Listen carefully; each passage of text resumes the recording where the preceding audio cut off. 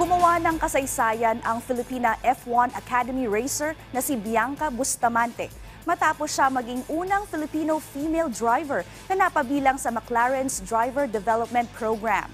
Ito ang inanunsyo ng British team nitong Miyerkules na si Bustamante ang magiging kinatawan ng McLaren sa 2024 F1 Academy Grid.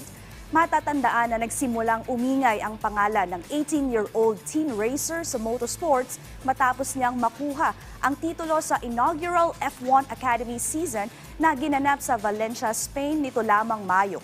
Sa inilabas naman na panayam ni Bustamante mula sa McLaren, sinabi niya na handa na siya na ibandera ang Pilipinas sa international racing stage. Gusto ko lang sabihin na maraming salamat po sa sumusuporta at sa suporta pa. Marangal ko na i-representa ang Pilipinas sa larangan ng karera at motorsport. And yeah, I'm proudly carrying our flag.